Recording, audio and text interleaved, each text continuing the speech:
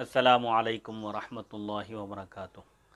बाबुल इल्म Anwaria educational society और जामिया अनवारिया के ज़ेर एहतमाम कुरान मजीद की तफसीर के अलावा हदीस शरीफ और दीगर इस्लामी उलूम की मशहूर और मारूफ मुअतबर व मुस्तनद अहम किताबों की वीडियो रिकॉर्डिंग का सिलसिला अल्हम्दुलिल्लाह जारी व सारी है। उसी सिलसिले की एक सुनहरी कड़ी शरह सही बुखारी शरीफ का दर्स भी है अल्हम्दुलिल्लाह। आज उसकी निशिस्त का आगाज़ होता है। हदीस नंबर 1401, बाब नंबर 2, बाबुल बैअती अला ईताइज़ ज़कात, ज़कात की अदायगी पर बैअत करना यानी मुआहदा करना और इकरार करना। बैअत के माना आते हैं अरबी ज़बान में किसी के हाथ पर उसकी इताअत फरमा बरदारी का अहद करना। उर्फ़ इस्लाम में बैअत से मुराद ये है कि कोई शख्स किसी मर्द सालिह नेक आदमी के सामने अपने गुनाहों से तौबा करे और उनके सामने ये अहद करे, ये वादा करे कि वो आइंदा इस्लाम के अहकाम पर साबित कदम रहेगा, अमल करेगा और अल्लाह ताला की नाफरमानी नहीं करेगा। इसको बैअत कहते हैं, जो आम तौर पर लोग अपनी इस्लाह के लिए मुर्शिदीन ने कामिलीन से रुजू होकर उनके हाथ पर बैअत करते हैं और ये इकरार करते हैं। कुरान पाक में अल्लाह ताला का इरशाद है, आऊज़ु बिल्लाहि मिनश शैतानिर रजीम, फ़इन ताबू व अक़ामुस्सलाता व आतवुज़ ज़काता फ़इख़्वानुकुम फ़िद्दीन। बस अगर वो लोग तौबा कर लें और नमाज कायम करें यानी नमाज उसके हुकूक़ और तकाज़ों के साथ अदा करें और ज़कात दें, तो वो दीन में तुम्हारे भाई हैं, दीनी एतबार से वो तुम्हारे भाई हैं। दीन में भाई वो शख्स बन सकता है दीनी एतबार से भाई जो नमाज कायम करे और ज़कात अदा करे, और इस्लाम की बैअत उसी वक़्त मुकम्मल होगी जब कोई शख्स ज़कात अदा करे। ज़कात भी नमाज की तरह एक मुहतम बिशान और अहम इस्लाम का बुनियादी रुकन है, एक अहम फ़रीज़ा है। हदीस नंबर 1411, हद्दतना इब्नु नुमैर क़ाल हद्दतनी अबी क़ाल हद्दतना इस्माइल अन क़ैस क़ाल क़ाल जरीर इब्नु अब्दिल्लाह रज़ियल्लाहु तआला अन्हु बायअतुन नबी सल्लल्लाहु अलैहि वसल्लम अला इक़ामिस सलाति व ईताइज़ ज़काति वन नुस्हि लिकुल्लि मुस्लिम। इमाम बुखारी रहमतुल्लाहि अलैह रिवायत करते हैं, हमें इब्न नुमैर ने बयान किया, उन्होंने कहा मुझे मेरे वालिद ने बयान किया, उन्होंने कहा हमें इस्माइल ने बयान किया कैस से, उन्होंने कहा कि हज़रत जरीर बिन अब्दुल्लाह रज़ियल्लाहु अन्हु ने बयान किया कि मैंने नबी करीम सल्लल्लाहु अलैहि वसल्लम के हाथ पर नमाज कायम करने, ज़कात अदा करने और हर मुसलमान के साथ खैर खाही करने पर बैअत की। जरीर बिन अब्दुल्लाह रज़ियल्लाहु अन्हु ने हुज़ूर पाक अलैहिस्सलातु वस्सलाम के दस्ते मुबारक पर बैअत की और यह अहद किया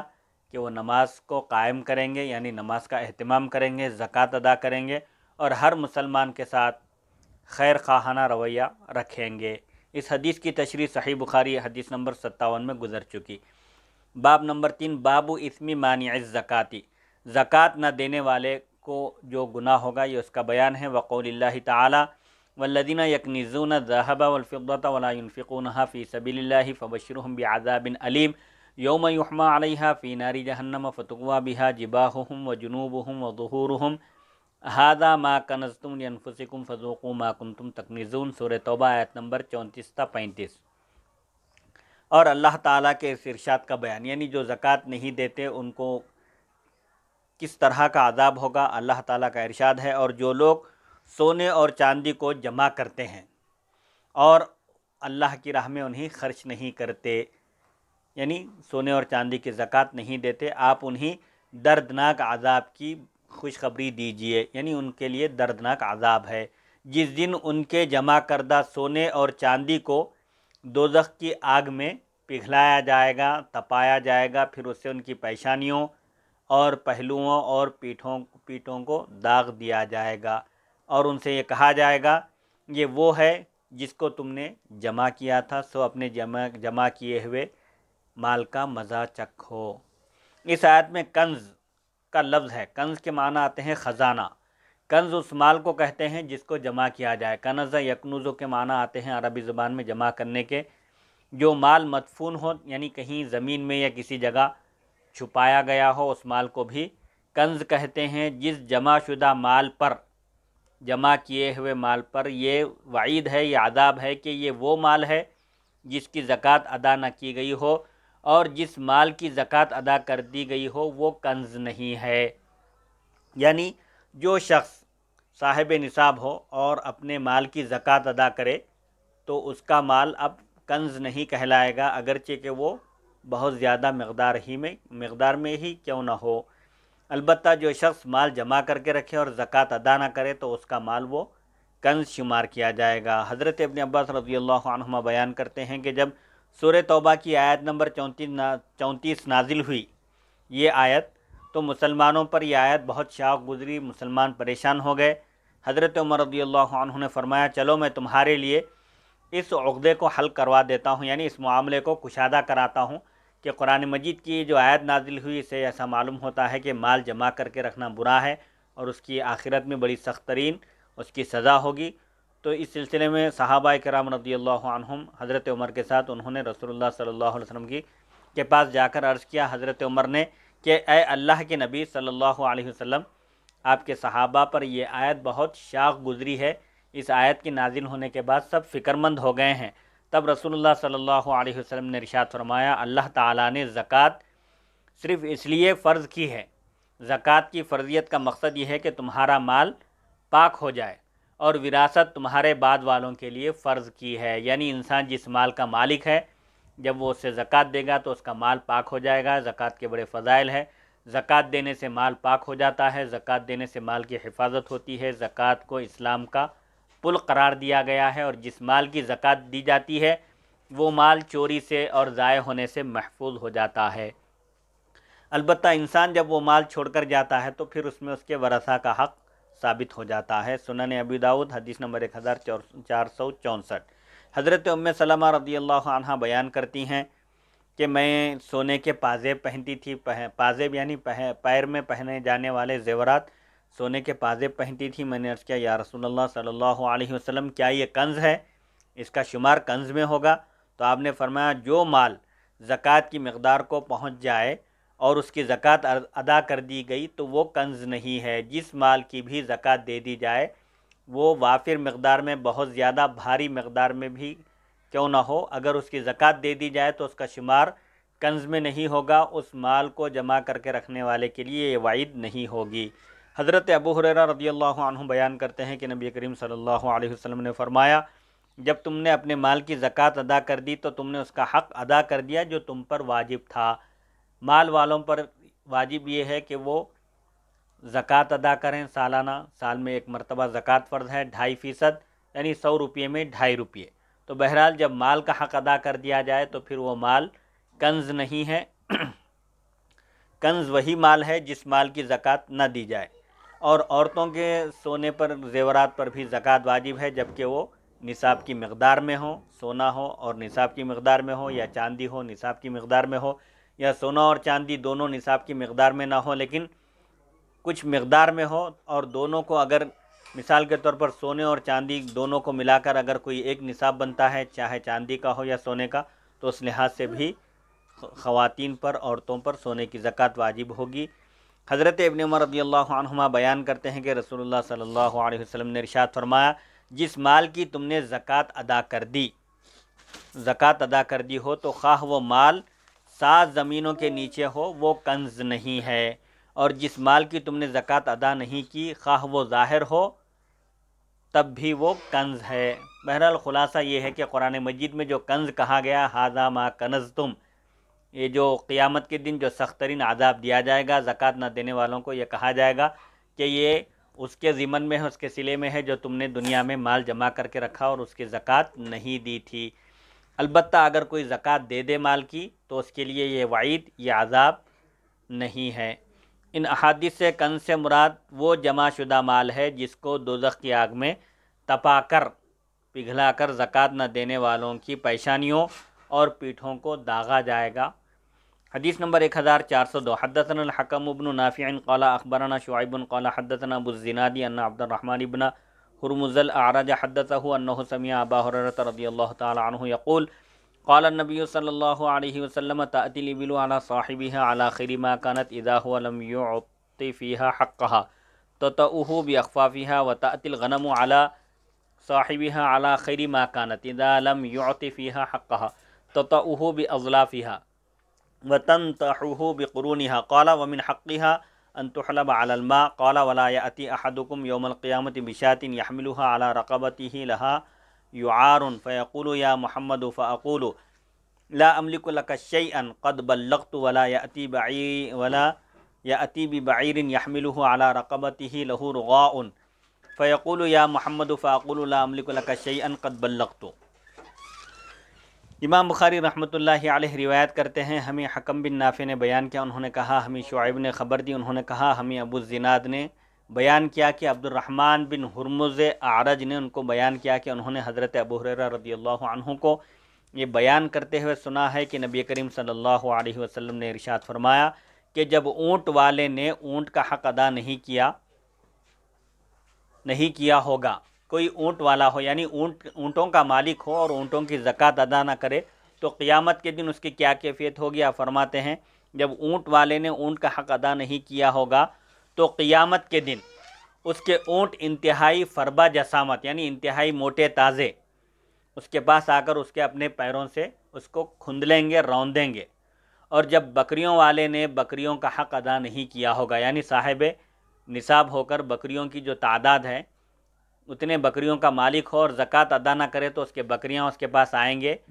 तो उसकी बकरियां उसको अपने खुरों से यानी अपने पैरों से उसको रौंदेंगे, खुंदलेंगे और उसको अपने सींगों से मारेंगे। जो शख्स बकरियों का मालिक होकर बकरियों की ज़कात अदा ना करे, बकरियां क़ियामत के दिन उसके साथ ये सलूक करेंगे। और उसके हक़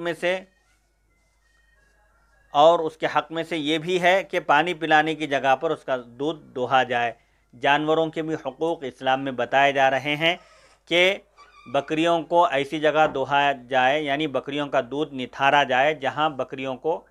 पानी मुयस्सर हो पीने के लिए। ये बकरियों के जानवरों के हुकूक़ है, दूध देने वाले जानवरों के, कि इस्लाम ही वो वाहिद मज़हब है जो न सिर्फ़ इंसानों के हुकूक़ बतलाता है बल्कि वो गैर ज़ी रूह और जानवरों के भी हुकूक़ को अदा करने की ताकीद करता है।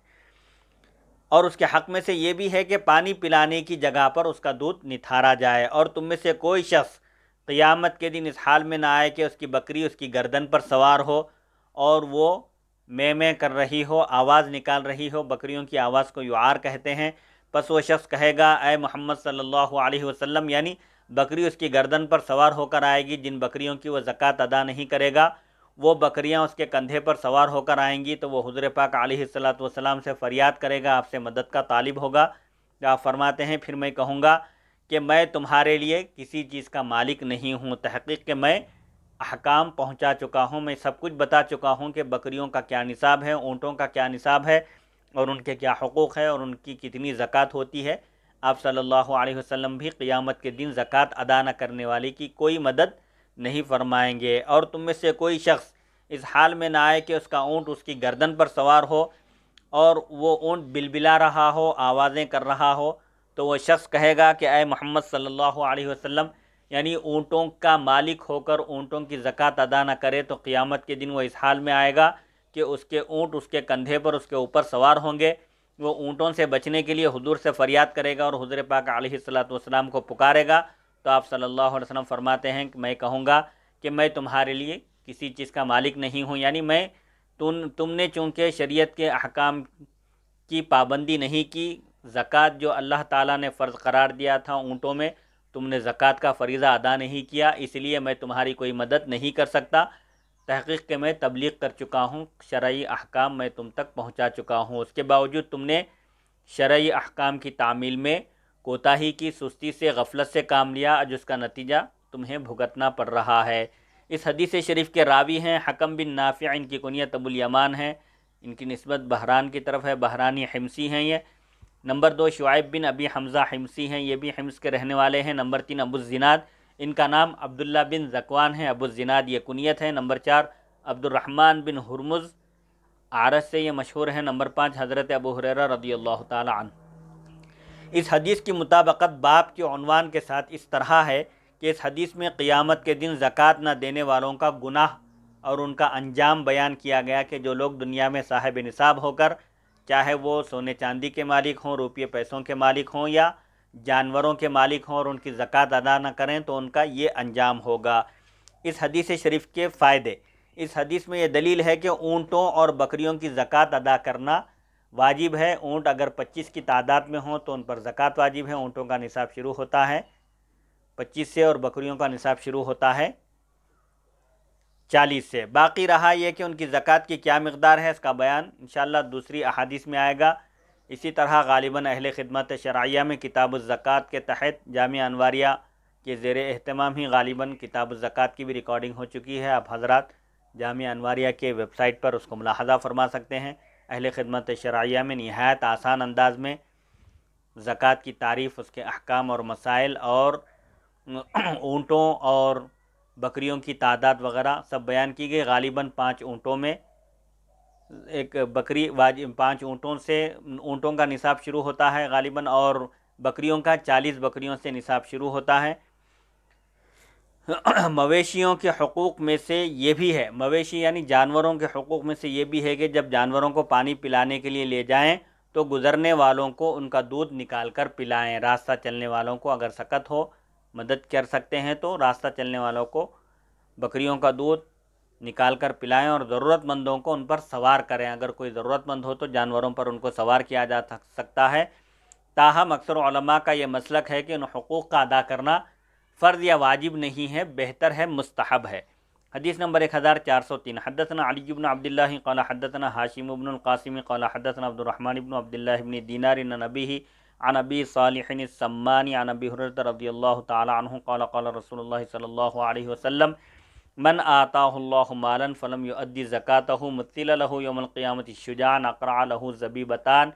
یطوقه یوم القیامت ثم یأخذ باللہزمتیہ یعنی شدقیہ ثم یقول انا مالک انا کنزک ثم تلا ولا یحسبن الذین یبخلون بما آتاہم اللہ، سورہ آل عمران آیت نمبر 180۔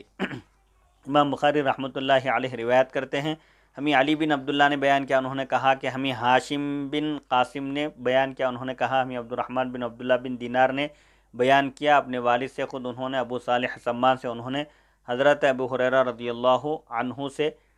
انہوں نے بیان کیا کہ رسول اللہ صلی اللہ علیہ وسلم نے ارشاد فرمایا، جس شخص کو اللہ تعالیٰ نے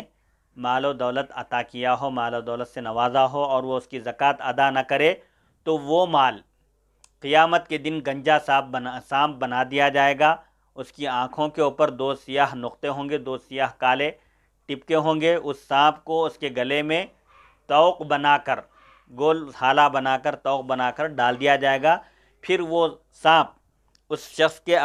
شخص کو اپنے جبڑوں سے پکڑے گا، پھر کہے گا میں تیرا مال ہوں، میں تیرا خزانہ ہوں۔ پھر انہوں نے یہ آیت تلاوت کی استشہاد کے دلیل کے طور پر کہ قرآن مجید میں اللہ تعالیٰ نے ارشاد فرمایا، جن لوگوں کو اللہ نے اپنے فضل سے مال و دولت عطا کی ہے اور وہ اس میں بخل کرتے ہیں، بخالت سے کام لیتے ہیں، یعنی زکوٰۃ ادا نہیں کرتے، وہ اس کو بہتر نہ سمجھیں بلکہ وہ ان کے لیے بدتر ہے۔ وَلَا يَحْسَبَنَّ الَّذِينَ يَبْخَلُونَ بِمَا آتَاهُمُ اللَّهُ مِنْ فَضْلِهِ هُوَ خَيْرًا لَهُمْ، زکوٰۃ نہ دے کر، مال کو محفوظ کر لے کے بچا کر اس کو اپنے لیے بہتر نہ سمجھیں بلکہ وہ ان کے حق میں برا ہے، کیونکہ جس مال کی زکوٰۃ نہ دی جائے وہ مال قیامت کے دن گنجے سانپ کی شکل میں بدل دیا جائے گا، اور زکوٰۃ نہ دینے والے کے گلے میں توق بنا کر ڈالا جائے گا، اور پھر اس وقت وہ سانپ اس کے دونوں جبڑوں کو کھینچ کر کہے گا کہ میں تیرا مال ہوں۔ اس طرح کی اس کو سزا دی جائے گی۔ اس حدیث شریف کے راوی ہیں علی بن عبداللہ جو ابن مدینی سے مشہور ہیں، ائمہ جرح و تعدیل میں آپ کا شمار ہوتا ہے۔ نمبر 2 حاشم بن قاسم، ان کی کنیت ابو النضر ہیں، یہ قبیلہ تمیم کے رہنے والے ہیں، تمیمی لیثی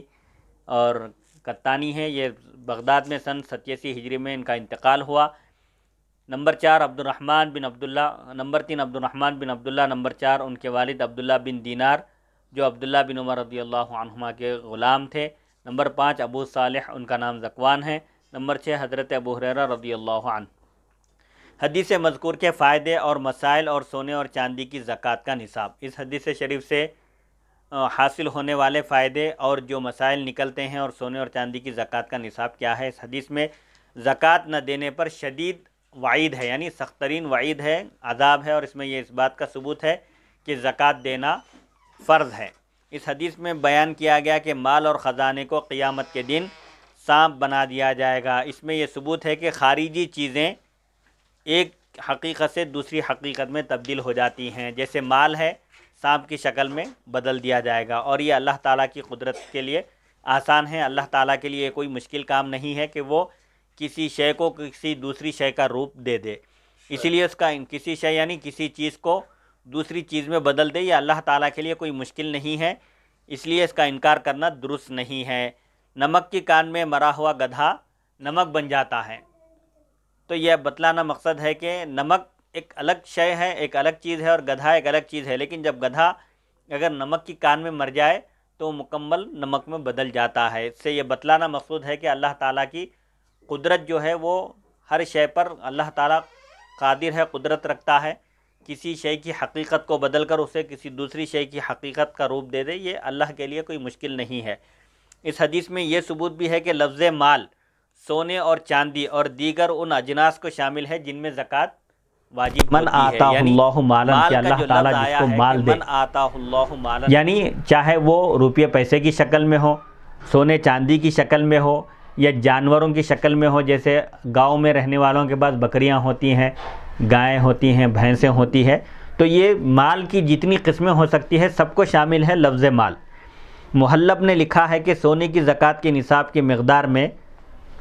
اس طرح حدیث ثابت نہیں ہے جس طرح چاندی کے نصاب کی مقدار میں حدیث شریف آئی ہے۔ میں کہتا ہوں کہ چاندی کے نصاب کے متعلق یہ حدیث ہے۔ حدیث شریف میں چاندی کا بھی نصاب بیان کیا گیا۔ حضرت انس بن مالک رضی اللہ عنہ بیان کرتے ہیں کہ حضرت ابوبکر صدیق رضی اللہ تعالی عنہ نے اہل یمن کی طرف فرضیت زکوٰۃ کے متعلق ایک لیٹر، آپ نے خط بھیجا زکوٰۃ کی فرضیت کے متعلق۔ اس کے آخر میں یہ بیان تھا، اس میں چاندی کے نصاب کی صراحت موجود ہے، جو خط اہل یمن کو حضرت ابوبکر صدیق رضی اللہ تعالی عنہ کی طرف سے بھیجا گیا، اور چاندی میں 40واں حصہ زکوٰۃ ہے۔ اگر اس کے پاس صرف 190 درہم ہوں، 200 درہم میں زکوٰۃ واجب ہے، اگر کسی کے پاس صرف 190 درہم ہوں تو ان میں زکوٰۃ نہیں ہے، سوائے اس کے کہ زکوٰۃ دینے والا چاہے، یعنی 200 درہم میں 200 درہم چاندی کا نصاب ہے، جس کے پاس 200 درہم موجود ہوں وہ صاحب نصاب ہے، اس پر اگر 1 سال گزر جائے تو اس پر زکوٰۃ فرض ہے۔ اگر 200 درہم سے کم ہو تو پھر اس پر زکوٰۃ فرض نہیں ہے، البتہ اگر وہ اجر و ثواب کے لیے اگر دینا چاہے تو دے سکتا ہے، اس کو اختیار ہے۔ درج ذیل حدیث میں سونے کے نصاب کی مقدار کی صراحت ہے۔ رسول اللہ صلی اللہ علیہ وسلم نے حضرت عمرو بن حزم رضی اللہ عنہ کے لیے جو خط لکھوایا اس میں یہ لکھا ہوا ہے، پس جب سونے کی قیمت 200 درہم کو پہنچ جائے تو ہر 40 درہم میں ایک درہم زکوٰۃ فرض ہے، 200 درہم میں 5 درہم زکوٰۃ فرض ہے۔ سونے اور چاندی دونوں کے نصاب کے متعلق یہ حدیث شریف ہے۔ حضرت علی رضی اللہ عنہ بیان کرتے ہیں کہ نبی کریم صلی اللہ علیہ وسلم نے ارشاد فرمایا، جب تمہارے پاس 200 درہم ہو اور ان پر 1 سال گزر جائے تو ان میں 5 درہم زکوٰۃ واجب ہے، اور سونے میں تم پر زکوٰۃ فرض نہیں ہے یہاں تک کہ تمہارے پاس 20 دینار ہوں اور ان پر 1 سال گزر جائے۔ 20 دینار اگر کسی کے پاس ہوں، دینار سونے کے سکے کو کہتے ہیں اور درہم چاندی کے سکے کو کہتے ہیں۔ اگر کسی کے پاس 200 درہم ہوں تو اس پر زکوٰۃ فرض ہے، اسی طرح اگر 20 دینار ہوں تو اس پر بھی زکوٰۃ فرض ہے۔ کب؟ جبکہ اس پر 1 سال گزر جائے، حولان حول 1 سال کا گزرنا شرط ہے، بس اس میں نصف دینار زکوٰۃ ہے۔ اگر کسی کے پاس 20 دینار ہوں اور اس پر 1 سال گزر جائے تو اس پر آدھا دینار زکوٰۃ فرض ہے، اور جو اس سے زائد مقدار ہو تو اس میں اسی حساب سے زکوٰۃ ہے۔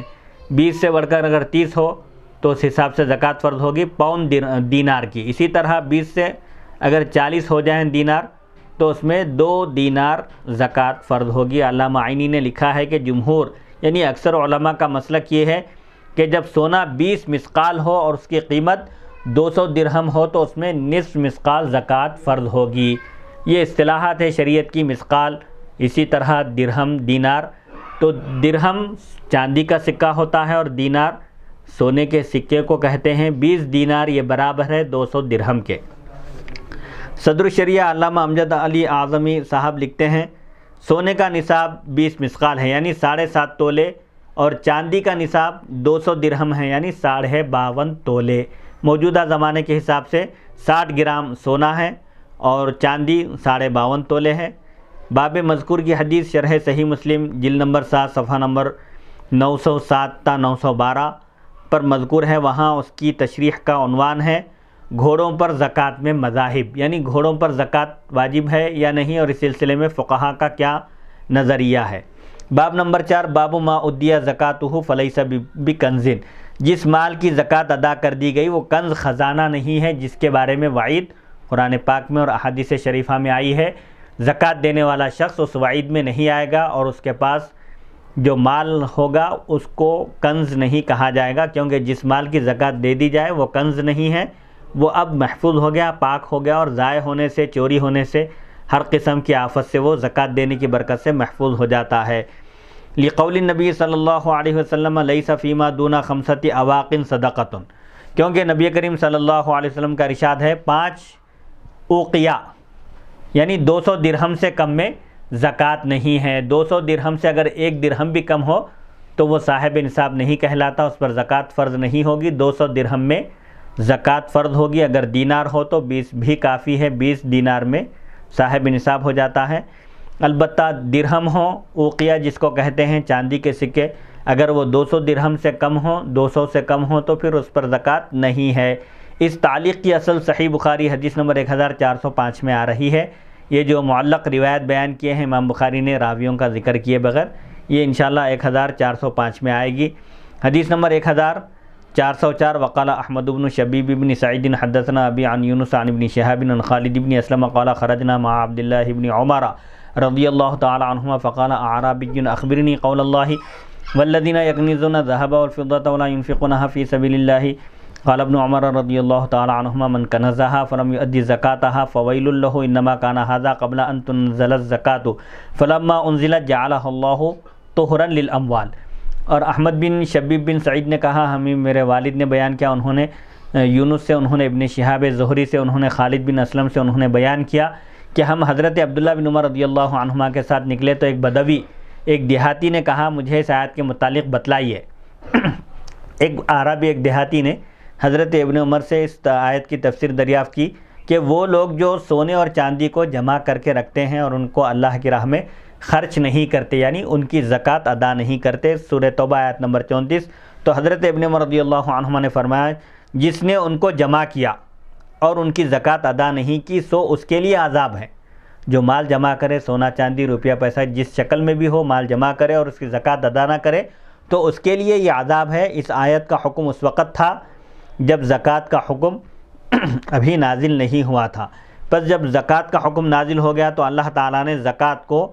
مال کی پاکیزگی کا ذریعہ بنا دیا، یعنی زکوٰۃ دینے سے، چونکہ زکوٰۃ کے ایک معنی پاکی کے آتے ہیں، زکوٰۃ دینے سے مال پاک ہوتا ہے، اسی لیے زکوٰۃ کو زکوٰۃ کہتے ہیں۔ اس حدیث شریف کے راوی ہیں احمد بن شبیب۔ ابن قانع نے کہا ان کی وفات سن 229 ہجری میں ہوئی،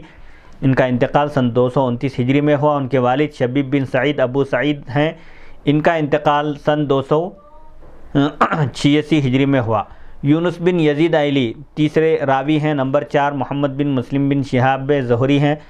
راوی نمبر 5 خالد بن اسلم، یہ زید بن اسلم کے بھائی ہیں، یہ حضرت عمر بن خطاب رضی اللہ عنہ کے آزاد کردہ غلام ہیں۔ نمبر 6 حضرت عبداللہ بن عمر رضی اللہ عنہما۔ اس حدیث کی عنوان کے ساتھ مطابقت مفہوم مخالف کے اعتبار سے ہے، کیونکہ عنوان ہے جس مال کی زکوٰۃ ادا کر دی گئی وہ کنز نہیں ہے، اور حدیث شریف میں ہے جس نے مال جمع کیا اور اس کی زکوٰۃ ادا نہیں کی اس کے لیے عذاب ہے۔ اس کا مفہوم مخالف، اس کا اپوزٹ مفہوم یہ نکلے گا کہ جس نے زکوٰۃ ادا کر دی وہ اس کو عذاب نہیں ہوگا، اور جس نے زکوٰۃ ادا نہیں کی وہ اللہ تعالیٰ کی وعید کا مستحق ہے، یعنی اس کو عذاب ہوگا۔ تو اس کا صاف صاف مفہوم یہ ہوگا کہ جس نے زکوٰۃ ادا نہیں کی، سونے چاندی روپیے پیسے مال و دولت کو جمع کر کے رکھا اور ان کا حق ادا نہیں کیا تو اس کو عذاب ہوگا۔ زکوٰۃ کی فرضیت کی تاریخ اس حدیث میں مذکور ہے، جب زکوٰۃ کا حکم نازل نہیں ہوا تھا، مذکور ہے یعنی بیان کیا گیا، جس اول وقت میں زکوٰۃ فرض ہوئی اس کی تعیین میں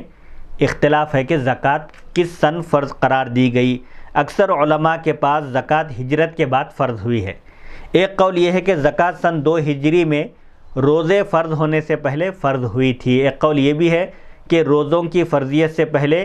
سن 2 ہجری میں زکوٰۃ کی فرضیت کا حکم آیا۔ علامہ ابن اسیر نے کہا کہ زکوٰۃ سن 9 ہجری میں فرض ہوئی تھی۔ یہ مختلف اقوال ہیں علماء کے، ان کے اس قول کو رد کر دیا گیا۔ زکوٰۃ کی فرضیت کے جو آپ قائل ہیں سن 9 ہجری میں، یہ قول درست نہیں ہے، کیونکہ کئی احادیث میں اس سے پہلے زکوٰۃ کا ذکر ہے۔ سن 9 ہجری سے پہلے زکوٰۃ کا ذکر احادیث شریفہ میں آیا ہے۔ حضرت ابو سفیان رضی اللہ عنہ کا ہرقل کے ساتھ جو مکالمہ ہوا تھا، ابو سفیان رضی اللہ عنہ ہرقل کے دربار میں جب پہنچے، یہ ایک بادشاہ تھا، اس کے پاس اس کے ساتھ جو آپ کی بات چیت ہوئی، اس میں یہ بیان کیا گیا کہ ہرقل نے پوچھا تھا کہ یہ نبی کس بات کی تعلیم دیتے ہیں، عرب میں جنہوں نے نبوت کا دعویٰ کیا ہے ان کی تعلیمات کیا ہے۔ جب ابو سفیان سے پوچھا گیا تو انہوں نے کہا کہ آپ ہمیں نماز پڑھنے اور زکوٰۃ ادا کرنے کا حکم دیتے ہیں۔ اور یہ ہرقل کے دربار میں یہ جو واقعہ پیش آیا، یہ سن 7 ہجری کے اوائل کا واقعہ ہے، یعنی ابتدائی 7 ہجری کا واقعہ ہے۔ تو اسے معلوم ہوا کہ زکوٰۃ سن 9 ہجری میں فرض ہوئی کہنا یہ درست نہیں ہے۔ زکوٰۃ ادا کرنے سے مال اور مالدار کا پاک ہونا، اس حدیث میں بیان کیا گیا کہ اللہ تعالیٰ نے زکوٰۃ کو مال کی پاکیزگی کا ذریعہ بنایا، کیونکہ زکوٰۃ لوگوں کا میل ہے، مال کا میل ہے، اسی لیے بنو ہاشم کے لیے یہ جائز نہیں ہے۔ جو سادات ہیں ان کو زکوٰۃ نہیں دی جا سکتی، اگر کوئی دیتا ہے تو اس کی زکوٰۃ ادا نہیں ہوتی۔ حدیث شریف میں ہے، حضرت ربیعہ بن حارث بیان کرتے ہیں کہ رسول اللہ صلی اللہ علیہ وسلم نے ارشاد فرمایا، یہ صدقہ یعنی زکوٰۃ صرف مال کا میل ہے، اور سیدنا محمد صلی اللہ علیہ وسلم اور آل محمد کے لیے جائز نہیں ہے۔ صحیح مسلم، سنن ابی داؤد، سنن نسائی وغیرہ میں یہ حدیث شریف موجود ہے۔ بس جب زکوٰۃ ادا کر دی جائے تو مال پاک ہو جائے گا، اور زکوٰۃ دینے والا برے اخلاق اور کنجوسی بخالت سے پاک ہو جائے گا۔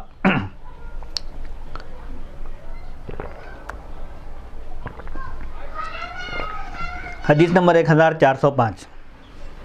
حدثنا اسحاق بن یزید قال اخبرنا شعیب بن اسحاق قال الاوزاعی اخبرنی یحیی بن ابی کثیر ان عمرو بن یحیی بن عمارة اخبره عن ابیہ یحیی بن عمارة بن ابی الحسن انه سمع ابا سعید رضی اللہ تعالی عنہ یقول قال النبی صلی اللہ علیہ وسلم لیس فیما دون 5 اواق صدقۃ ولیس فیما دون 5 زود صدقۃ ولیس فیما دون 5 اوسق صدقۃ۔ امام بخاری رحمۃ اللہ علیہ روایت کرتے ہیں، ہمیں اسحاق بن یزید نے بیان کیا، انہوں نے کہا ہمیں شعیب بن اسحاق نے خبر دی، اوزاعی نے کہا مجھے یحییٰ بن ابی کثیر نے خبر دی، ان کو عمرو بن یحییٰ بن عمارہ نے خبر دی اپنے والد سے یحییٰ بن عمارہ بن ابی الحسن سے، کہ انہوں نے حضرت ابو سعید خدری رضی اللہ عنہ سے سنا کہ نبی کریم صلی اللہ علیہ وسلم نے ارشاد فرمایا 5 اوقیہ یعنی 200 درہم سے کم میں زکوٰۃ فرض نہیں ہے، اور 5 اونٹوں سے کم میں زکوٰۃ فرض نہیں ہے۔ اونٹوں کا نصاب شروع ہوتا ہے 5 سے اگر کم ہو، کسی کے پاس 4 اونٹ ہو تو اس پر زکوٰۃ اونٹوں کی فرض نہیں ہے، اگر اونٹ 5 ہو جائیں تو اس پر زکوٰۃ فرض ہوگی۔ بکریوں کا نصاب 40 ہے، اونٹوں کا 5 ہے۔ اسی طرح اور 5 وسق 30 من سے کم غلے میں صدقہ نہیں ہے۔ مختلف اجناس پر، مختلف قسموں پر زکوٰۃ فرض ہے، جیسے سونا چاندی، روپیہ پیسہ، اسی طرح جانوروں میں اونٹ ہے اس کا نصاب الگ ہے، بکری ہے اس کا نصاب الگ ہے، گائے بھینس وغیرہ ہے اس کا نصاب الگ ہے، اسی طرح جو اناج ہے غلہ ہے اس پر بھی زکوٰۃ ہے۔ اس حدیث شریف کے راوی ہیں نمبر 1 اسحاق بن یزید، یہ اصل میں اسحاق بن ابراہیم بن یزید ہیں، ان کی کنیت ابو النضر سامی ہیں۔ نمبر 2 شعیب بن اسحاق، یہ ان کا انتقال سن 159 ہجری میں ہوا۔ نمبر 3 عبد الرحمن بن عمرو اوزاعی۔ نمبر 4 یحییٰ بن ابی کثیر۔ نمبر 5 عمرو بن یحییٰ بن عمارہ۔ نمبر 6 ان کے والد یحییٰ بن عمارہ بن ابی الحسن مازنی انصاری ہیں۔ نمبر 7 حضرت ابو سعید خدری رضی اللہ عنہ، آپ کا نام سعید بن مالک ہے۔ مشکل الفاظ کے معانی، اس حدیث میں اوقیہ کا لفظ آیا ہے جس کی جمع اواقی اور یا کے حذف کے ساتھ اواقن بھی آتی ہے۔ محدثین، فقہا اور ائمہ لغت کا اس بات پر اتفاق ہے کہ اوقیہ شرعیہ، اوقیہ یہ شرعی اصطلاح ہے، ایک اوقیہ 40 درہم کا ہوتا ہے۔ اس طرح 5 اوقیہ کے 200 درہم ہوتے ہیں۔ 5 اوقیہ سے کم میں زکوٰۃ فرض نہیں ہے، یعنی اگر کسی کے پاس 200 درہم سے کم ہو تو اس پر زکوٰۃ فرض نہیں ہے۔ 199 بھی اگر درہم ہو تو اس پر زکوٰۃ فرض نہیں ہے، البتہ جب 5 اوقیہ ہو جائیں یعنی 200 درہم ہو جائیں تو پھر اس پر زکوٰۃ فرض ہے۔ یعنی اس حدیث شریف میں زودن کا لفظ آیا ہے، ذال واو دال، اس کا اطلاق 3 سے لے کر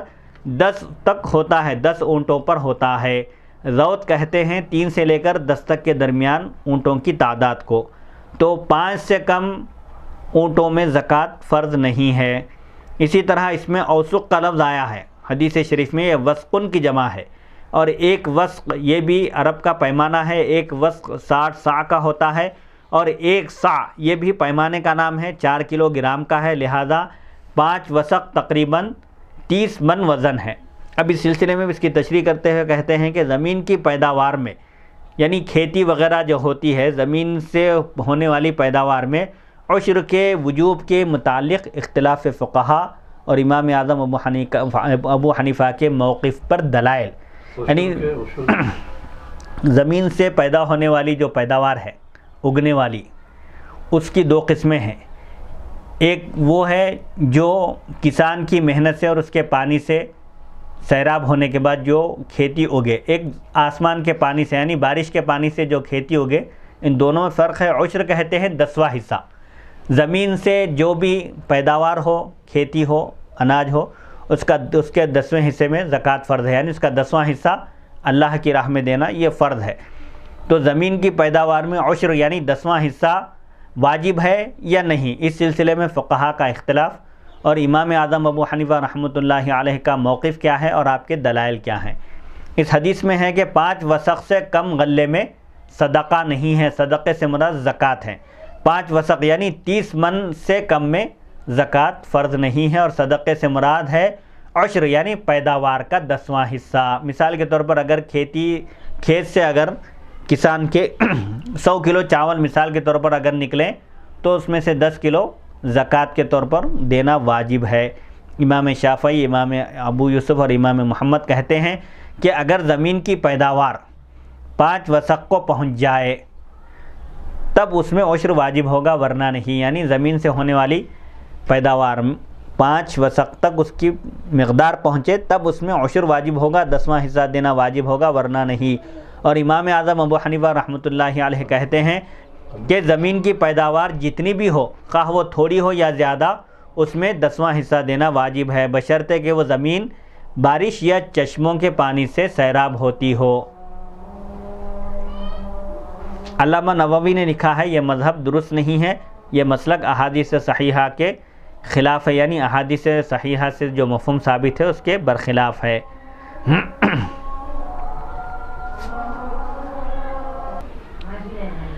زمین کی پیداوار میں عشر کے وجوب کے متعلق فقہا کا اختلاف اور امام اعظم ابو حنیفہ رحمۃ اللہ علیہ کے موقف کے دلائل کہ امام اعظم ابو حنیفہ رحمۃ اللہ علیہ کے پاس زمین کی پیداوار جتنی بھی ہو، 5 وسق سے کم ہو یا زیادہ، قلیل ہو یا کثیر، اس میں عشر یعنی 10واں حصہ دینا واجب ہے، بشرطے کہ وہ زمین بارش یا چشموں کے پانی سے سیراب ہوئی ہو۔ علامہ نووی نے لکھا ہے کہ یہ مسلک درست نہیں ہے، احادیث صحیحہ کے خلاف ہے، لیکن علامہ عینی فرماتے ہیں میں کہتا ہوں کہ امام اعظم ابو حنیفہ رحمۃ اللہ علیہ کا مسلک قرآن مجید اور احادیث صحیحہ اور آثار قویہ یعنی صحابہ کرام رضی اللہ عنہم کے اقوال سے ثابت ہے، اور علامہ نووی کا قول درست نہیں ہے۔ قرآن مجید کی آیات درج ذیل ہیں۔ قرآن پاک میں اللہ تعالیٰ نے سورہ انعام آیت نمبر 141 میں ارشاد فرمایا کلوا من ثمرہ اذا اثمر وآتوا حقہ یوم حصادہ، درخت جب پھل دے تو اس پھل میں سے کھاؤ اور اس کی کٹائی کے دن اس کا حق ادا کرو، یعنی درختوں کے پھل کٹوانے کے دن ان درختوں کی زکوٰۃ ادا کرو۔ اس آیت میں اللہ تعالیٰ نے پھلوں کی کسی مقدار کو بیان نہیں کیا کہ پھل کتنے ہونا چاہیے جن پر زکوٰۃ واجب ہے، تو اس سے یہ معلوم ہوا کہ درخت کے پھلوں پر مطلقاً عشر 10واں حصہ دینا واجب ہے، خواہ پھلوں کی تعداد کم ہو یا زیادہ۔ قرآن پاک میں اللہ تعالیٰ نے سورہ بقرہ آیت نمبر 267 میں ارشاد فرمایا یا ایھا الذین آمنوا انفقوا من طیبات ما کسبتم ومما اخرجنا لکم من الارض، ایمان والو اپنی کمائی سے پاکیزہ چیزوں کو، حلال چیزوں کو خرچ کرو، اور جو کچھ ہم نے تمہارے لیے زمین سے نکالا ہے اس میں سے بھی خرچ کرو۔ اس آیت میں فرمایا ہے جو کچھ، ما کا لفظ آیا ہے وَمِمَّا أَخْرَجْنَا لَكُم مِّنَ الْأَرْضِ، جو کچھ ہم نے تمہارے لیے زمین سے اگایا ہے، اور اس کی کسی مقدار کو اللہ نے اس آیت میں بیان نہیں فرمایا، یعنی زمین سے ہم نے جو کچھ پیدا کیا ہے، پیداوار جو نکالی ہے، خواہ وہ کم ہو یا زیادہ، اس میں سے ہماری راہ میں خرچ کرو، یعنی اس کا عشر 10واں حصہ دیا کرو۔ ان دونوں آیتوں کا مفاد یہ ہے، ان دونوں آیتوں سے معلوم ہوتا ہے کہ زمین کی پیداوار خواہ تھوڑی ہو یا زیادہ اس میں 10واں حصہ زکوٰۃ دینا واجب ہے، اور یہی امام اعظم ابو حنیفہ رحمۃ اللہ علیہ کا مسلک ہے۔ اور رہی احادیث صحیحہ تو وہ کچھ اس طرح ہیں۔ حضرت عبداللہ بن عمر رضی اللہ عنہما بیان کرتے ہیں کہ نبی کریم صلی اللہ علیہ وسلم نے ارشاد فرمایا، جو کھیت بارش یا چشموں کے پانی سے سیراب ہو یا وہ کھیت خریف کے پانی سے سیراب ہو، اس سے عشر لیا جائے گا، یعنی اس کھیتی سے حاصل ہونے والی پیداوار کا 10واں حصہ بطور زکوٰۃ ادا کیا جائے گا، اور جو کھیت کنویں کے پانی سے سیراب کیا جائے اس میں سے نصف پیداوار کا 20واں حصہ لیا جائے گا۔ نصف عشر یعنی پیداوار کا 20واں حصہ اس میں دینا واجب ہوگا۔ جعفر بن محمد اپنے والد سے روایت کرتے ہیں کہ جس کھیت کو بارش یا قریبی پانی یا دریا سیراب کریں، یعنی اس کھیت سے پانی گزرتا ہو دریا کا یا قریبی نہر وغیرہ کا یا بارش کے پانی سے سیراب ہو، تو اس میں عشر یعنی 10واں حصہ زکوٰۃ دینا فرض ہے۔ اور جس زمین کو یعنی جس کھیت کو کنویں کے ڈولوں سے سیراب کیا جائے، کنویں سے خود کسان پانی سین کر کھیتوں کو سیراب کرے، تو اس میں نصف عشر ہے، یعنی اس کا 20واں حصہ زکوٰۃ دینا فرض ہے۔ مثال کے طور پر 100 کلو چاول اگر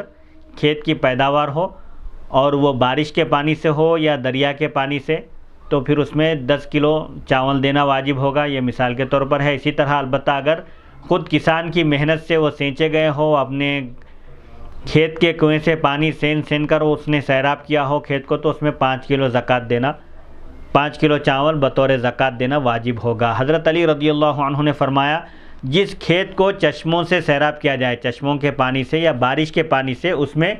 10واں حصہ بطور زکوٰۃ دینا واجب ہے، اور جس کھیت کو کنویں سے سیراب کیا جائے اس میں 20واں حصہ زکوٰۃ دینا واجب ہے، یعنی عشر 100 میں 10 کلو اور نصف عشر 100 میں 5 کلو۔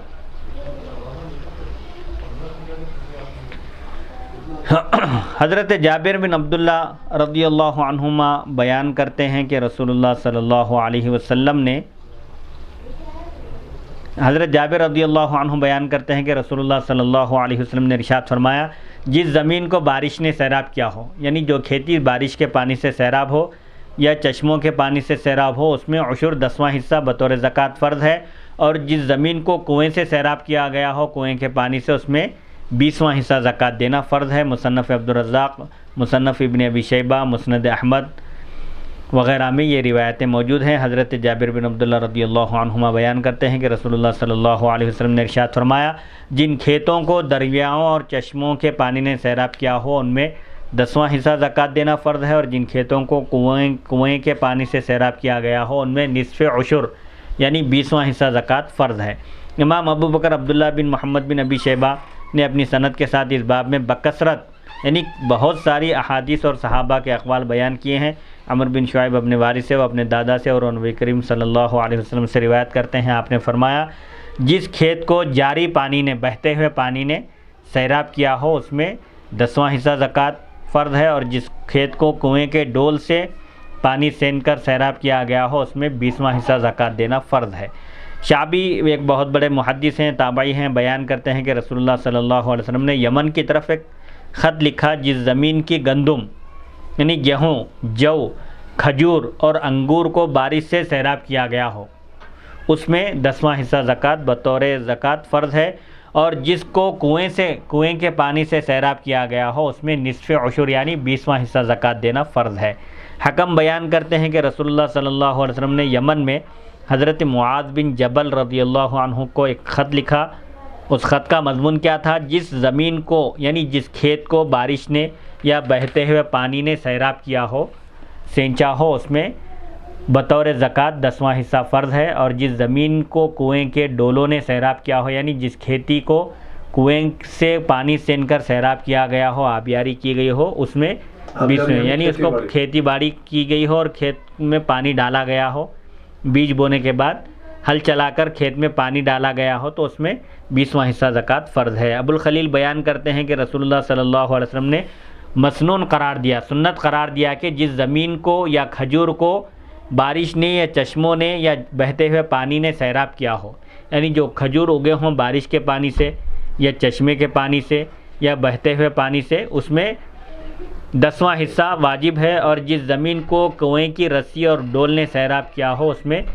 20واں حصہ زکوٰۃ فرض ہے۔ حضرت علی رضی اللہ عنہ نے فرمایا جس زمین کو بارش نے یا بہتے ہوئے پانی نے جس کھیت کو سیراب کیا ہو اس میں عشر واجب ہے، 10واں حصہ زکوٰۃ دینا فرض ہے، اور جس زمین کو کنویں کے ڈولوں نے سیراب کیا ہو اس میں 20واں حصہ زکوٰۃ دینا فرض ہے۔ یہ امام اعظم ابو حنیفہ رحمۃ اللہ علیہ کی تائید میں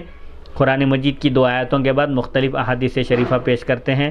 قتادہ بیان کرتے ہیں کہ رسول اللہ صلی اللہ علیہ وسلم نے سنت قرار دیا جس زمین یا کھجور کو بارش نے یا بہتے ہوئے پانی نے سینچا ہو سیراب کیا ہو اس میں عشر واجب ہے، اور جس زمین کو کنویں کی رسی اور ڈول سے پانی سین کر سیراب کیا گیا ہو اس میں سیراب کا مطلب ہے کھیتی باڑی کی گئی، کھیتی باڑی یعنی وہ اناج کو پانی ڈالا گیا ہو، اناج بیج بونے کے بعد ہل چلانے کے بعد جیسے درختوں کو پانی دیا جانا ضروری ہے بڑھنے کے لیے، اسی طرح کھیتی باڑی کے لیے اس میں پانی ڈالا گیا ہو تو اس میں 20واں حصہ فرض ہے۔ حضرت ابن عمر رضی اللہ عنہما بیان کرتے ہیں کہ نبی کریم صلی اللہ علیہ وسلم نے اہل یمن کی طرف خط لکھا جس زمین کو چشمے نے یا بارش نے سیراب کیا ہو اس میں عشر ہے، اور جس زمین کو کنویں کے ڈولوں سے سیراب کیا گیا ہو اس میں 20واں حصہ زکوٰۃ فرض ہے۔ ابن جریج بیان کرتے ہیں میں نے عطا سے پوچھا جو کھجور یا کھیت پانی کے قریب ہو اس میں کیا واجب ہے؟ انہوں نے کہا عشر، یعنی اس میں بھی 10واں حصہ زکوٰۃ فرض ہے۔ میں نے کہا اور جس زمین کو جس کھیتی کو کنویں کے ڈولوں سے سیراب کیا جائے اس میں کیا واجب ہے؟ تو آپ نے فرمایا 20واں حصہ زکوٰۃ دینا واجب ہے۔ معمر بیان کرتے ہیں کہ زہری پھلوں میں وقت مقرر نہیں کرتے تھے اور عشر اور نصف عشر کا فتویٰ دیتے تھے، یعنی جب بھی پھل لگیں درختوں کو اس میں اگر وہ بارش کے پانی سے یا دریا کے پانی سے نہر کے پانی سے اگر وہ کھجور اگے ہیں تو ان کھجوروں میں 10واں حصہ زکوٰۃ دینا فرض ہے، یعنی 100 کلو اگر کھجور حاصل ہوئے ہیں تو 10 کلو کھجور بطور زکوٰۃ دینا واجب ہے۔ البتہ اگر کنویں کے پانی سے خود باغ والے کی محنت سے اگر پانی ڈال کر ان درختوں کو بڑا کیا گیا اور کھجور اگائے ہیں تو اس میں 100 کلو میں 5 کلو کھجور دینا واجب ہے۔ ہم نے بکثرت احادیث صحیحہ اور آثار قویہ یعنی صحابہ کے اقوال نقل کیے ہیں جن میں یہ بیان کیا گیا ہے کہ جس زمین یا کھیت کو بارش نے یا چشموں نے یا بہتے ہوئے پانی نے سیراب کیا ہو اس میں عشر واجب ہوگا، 10واں حصہ زکوٰۃ دینا فرض ہوگا، اور ان میں سے کسی حدیث میں زمین کی پیداوار کی مقدار کا تعین نہیں کیا گیا کہ زمین کی پیداوار کتنی ہونا چاہیے، چاہے وہ قلیل ہو یا کثیر، یا وہ 5 وسق ہو یا اس سے کم یا زیادہ۔ یہ احادیث شریفہ میں اس کی صراحت نہیں ہے، تو اس سے یہ معلوم ہوا کہ زمین کی پیداوار پر مطلق پیداوار پر چاہے وہ کم ہو یا زیادہ اس پر زکوٰۃ فرض ہے۔ بس یہ تمام احادیث اور آثار اس بات کی گواہ ہیں کہ زمین کی پیداوار خواہ تھوڑی ہو یا زیادہ اس میں 10واں حصہ زکوٰۃ دینا واجب ہے۔ کئی صحابہ اور فقہاء تابعین کا یہی مسلک ہے، اور امام اعظم ابو حنیفہ رحمۃ اللہ علیہ اس مسلک میں اس مسئلے میں اکیلے نہیں ہیں، منفرد نہیں ہیں۔ اگر علامہ نووی کو ان احادیث اور آثار کا علم ہوتا تو وہ کبھی یہ نہ کہتے کہ امام اعظم ابو حنیفہ کا مسلک باطل ہے اور احادیث صحیحہ کو ساقط کرنے والا ہے، یہ بات وہ نہیں کہتے تھے۔ علامہ نووی جن کے مقلد ہیں وہ کہتے ہیں، یعنی علامہ نووی شافعی ہیں، بہت بڑے محدث ہیں، وہ کہتے ہیں کہ تمام فقہاء امام اعظم ابو حنیفہ رحمۃ اللہ علیہ کے فقہ میں محتاج ہیں، یعنی امام شافعی بھی فرماتے ہیں کہ الناس عیال علی ابی حنیفہ فی الفقہ، یعنی سب دینی سمجھ بوجھ میں فقہ میں مسائل کے استنباط میں امام اعظم ابو حنیفہ کے سب محتاج ہیں۔ امام شافعی امام ابو حنیفہ کا اس قدر ادب کرتے تھے کہ منہاج کے حاشیے میں، منہاج ایک کتاب کا نام ہے فقہ شافعی کی، اس کے حاشیے میں بیان کیا گیا کہ امام شافعی نے امام اعظم ابو حنیفہ کی مزار کے پاس فجر کی نماز پڑھی تو اس میں انہوں نے دعائے قنوت نہیں پڑھا۔ ان سے پوچھا گیا کہ آپ کا مسلک یہ ہے کہ نماز فجر میں دعائے قنوت پڑھی جائے تو پھر آپ نے دعائے قنوت کیوں نہیں پڑھی، اپنا مسلک آپ نے یہاں کیوں ترک کیا؟ تو آپ نے جواب دیا امام اعظم ابو حنیفہ کے ادب کی وجہ سے میں نے ایسا نہیں کیا، کیونکہ ان کے پاس وطر میں دعائے قنوت ہے، فجر میں نہیں۔ باب مذکور اس باب کی حدیث جس میں یہ ارشاد ہے کہ 5 وسق سے کم میں صدقہ نہیں ہے، یعنی 30 من سے کم میں، وہ حدیث اموال تجارت پر محمول ہے، یعنی اس سے مراد وہاں پر تجارت کا مال ہے، کیونکہ اس وقت 5 وسق 200 درہم کے برابر ہوتے تھے، اس لیے فرمایا کہ 5 وسق سے کم میں صدقہ یعنی زکوٰۃ نہیں ہے۔ شرح صحیح مسلم جلد نمبر 2 صفحہ 886 سے 889 تک کی شرح میں بھی اس مسئلے پر بحث کی گئی ہے۔ اس شرح کے عنوان ہے زرعی یعنی کھیتی باڑی سے پیدا ہونے والے کے یعنی زرعی پیداوار کے نصاب زکوٰۃ میں فقہا کے نظریات۔ نمبر 2 ائمہ ثلاثہ کا نظریہ۔ نمبر 3 امام اعظم ابو حنیفہ رحمۃ اللہ علیہ کا نظریہ۔ ہم نے اپنی شرح نعمت الباری میں امام اعظم ابو حنیفہ کے مسلک کی تائید میں جس قدر احادیث صحیحہ اور آثار قویہ یعنی صحابہ کے اقوال کو پیش کیا ہے، کسی اور کتاب میں اس قدر احادیث اور آثار کو جمع نہیں کیا گیا، والحمدللہ علی ذالک۔ اس پر اللہ کا ہم شکر ادا کرتے ہیں۔ حدیث نمبر 1406 حدثنا علی سمیع حشیما قال اخبرنا حسین عن زید بن وهب قال مررت بالربذة فاذا انا بابي ذر رضي الله تعالى عنه فقلت له ما انزلك منزلك هذا قال كنت بشام فاختلفت انا ومعاويه في والذين يكنزون الذهب والفضه ولا ينفقونها في سبيل الله قال معاويه نزلت في اهل الكتاب فقلت نزلت فينا وفيهم فكان بيني وبينه في ذلك وكتب الى عثمان رضي الله تعالى عنه يشكوني فكتب الي عثمان ان اقدم المدينه فقدمتها فكثر علي الناس حتى كانهم لم يروني قبل ذلك فذكرت ذاك لعثمان فقال لي ان شئت تنحيت فكنت قريبا فذاك الذي انزلني هذا المنزل ولو امروا علي حبشيا لسمعت واطعت۔ امام بخاری رحمۃ اللہ علیہ روایت کرتے ہیں ہمیں علی نے بیان کیا، انہوں نے حشیم سے سنا، انہوں نے کہا ہمیں حسین نے خبر دی، زید بن وہب سے انہوں نے بیان کیا کہ میں ربضہ ایک مقام کا نام ہے ربضہ کے پاس سے گزرا، بس اس وقت میں حضرت ابو ذر غفاری رضی اللہ عنہ کے پاس تھا۔ میں نے ان سے پوچھا یعنی میں نے ربضہ میں آپ کو دیکھا تو میں نے پوچھا کہ آپ کو اس جگہ کس چیز نے ٹھہرایا، کیا بات ہے آپ یہاں پڑاؤ ڈالے ہیں، قیام کیے ہیں؟ تو انہوں نے بیان کیا کہ میں ملک شام میں تھا، پس میرا اور حضرت امیر معاویہ رضی اللہ عنہ کا اس آیت میں اختلاف ہو گیا،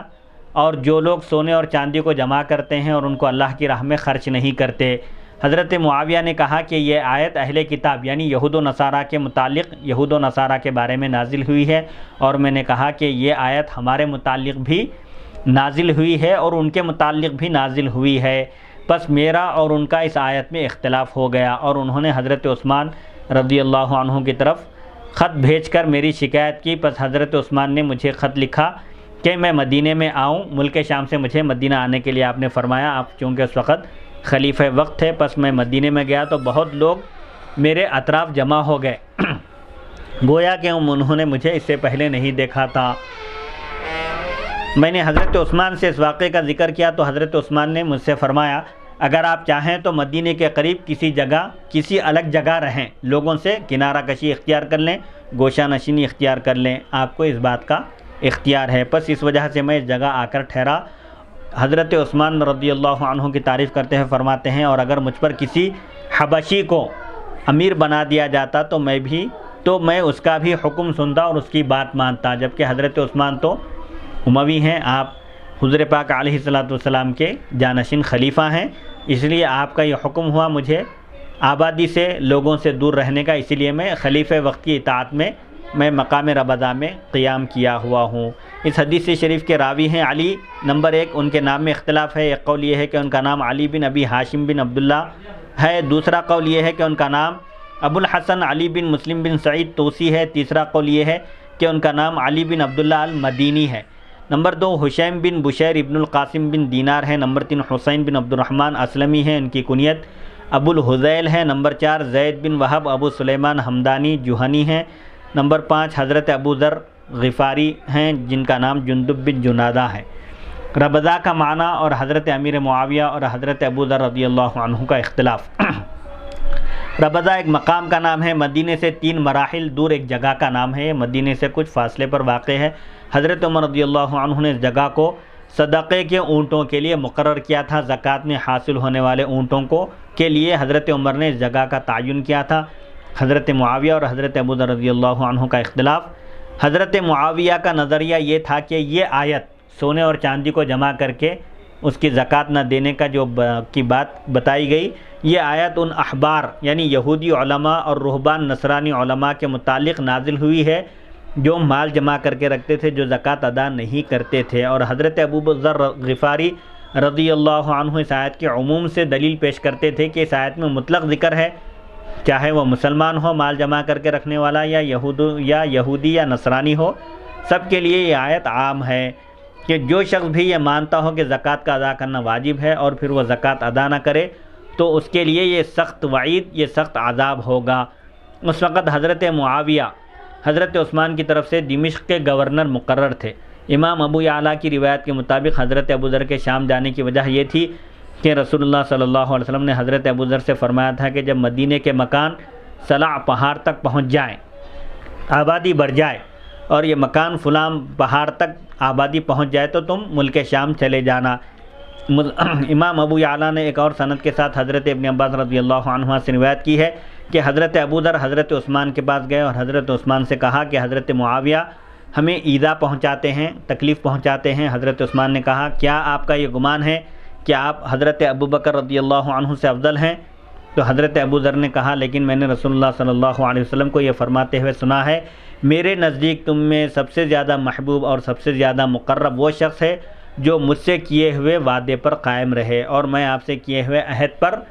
قائم ہوں۔ پھر حضرت عثمان نے ان کو یہ حکم دیا کہ وہ ملک شام چلے جائیں۔ پھر حضرت ابوذر رضی اللہ عنہ وہاں یہ حدیث بیان کرتے تھے کہ تم میں سے کوئی شخص اس حال میں رات نہ گزارے کہ اس کے پاس 1 دینار یا 1 درہم ہو، یعنی 1 دینار اور 1 درہم کا بھی کوئی مالک نہ ہو، اگر اس کے پاس ہو تو وہ خیرات کر دے، صدقہ کر دے، کسی مسکین کو دے دے، سوائے اس صورت کے کہ اس نے اس کو اللہ کی راہ میں خرچ کرنا ہو یا کسی قرض خواہ کو دینا ہو۔ پھر حضرت معاویہ نے حضرت عثمان کو خط لکھا کہ اگر آپ کا کوئی کام ہو تو حضرت ابوذر کو بلا لے۔ حضرت ابوذر رضی اللہ عنہ کو شہر بدر کرنے کی توجیہ اور دیگر مسائل۔ حضرت معاویہ رضی اللہ عنہ نے حضرت عثمان کی طرف حضرت ابوذر رضی اللہ عنہ کی شکایت لکھ کر بھیجی۔ اس کی وجہ یہ تھی کہ حضرت ابوذر حضرت معاویہ پر بہت اعتراضات کیا کرتے تھے اور ان سے بہت اختلاف کرتے تھے اور ان کے لشکر کے لوگ حضرت ابوذر کی باتوں کی طرف میلان رکھتے تھے۔ تو جب حضرت عثمان کو یہ خطرہ ہوا کہ حضرت ابوذر کے شام میں رہنے کی وجہ سے وہاں اختلاف ہوگا، فتنہ ہوگا، تو حضرت عثمان نے حضرت ابوذر کو مدینہ بلا لیا، کیونکہ حضرت ابوذر اپنے موقف میں بہت سخت تھے اور کلمہ حق سنانے میں کسی کی ملامت کی پرواہ نہیں کرتے تھے۔ محلب نے کہا ہے کہ یہ حضرت معاویہ کی طرف سے حضرت ابوذر کی بہت تعظیم اور توقیر تھی کہ انہوں نے خلیفہ مسلمین سے کہا کہ آپ انہیں بلا لیں، اور از خود ان سے یہ نہیں کہا کہ آپ ملک شام چلے جائیں۔ ان کے احترام میں آپ نے ان کو ملک شام سے باہر نہیں کیا، بلکہ خلیفہ وقت کو آپ نے خط لکھا۔ علامہ طبری نے کہا ہے کہ جب لوگوں نے مدینے میں حضرت عثمان سے بکثرت سوال کیے کہ حضرت ابوذر کو شام سے کیوں بلایا ہے، تو حضرت عثمان نے حضرت ابوذر سے کہا آپ مدینے کے قریب کسی جگہ چلے جائیں، تو حضرت ابوذر غفاری رضی اللہ عنہ ربضہ چلے گئے۔ اس حدیث کی فقہ یہ ہے کہ انسان کے لیے یہ جائز ہے کہ وہ نیکی کا حکم دینے اور برائی سے روکنے میں شدت اختیار کرے۔ اسے معلوم ہوتا ہے کہ سختی کے ساتھ لوگوں کو نیکی کا حکم دے اور برائی سے باز رکھے۔ نیز امام یعنی حاکم وقت اور سربراہ ملک کے لیے یہ جائز ہے کہ جس شخص کے شہر میں رہنے سے فتنہ اور فساد کا خطرہ ہو اس کو شہر بدر کر دے، شہر سے باہر اس کو بود و باش اختیار کرنے کی اجازت کا حکم دے۔ اس سے یہ بھی معلوم ہوا کہ جب کسی عالم کا امیر شہر سے کسی مسئلے میں اختلاف ہو تو وہ اس کے خلاف بغاوت نہ کرے اور اس کی اطاعت کرتا رہے۔ اس حدیث سے یہ بھی معلوم ہوا کہ مسائل میں اجتہاد اور رائے میں اختلاف درست ہے۔ کیا تم یہ نہیں دیکھتے کہ حضرت عثمان اور ان کے حامی دیگر صحابہ نے حضرت ابوذر رضی اللہ عنہ سے یہ نہیں کہا کہ آپ اپنے موقف سے پیچھے ہٹ جائیں،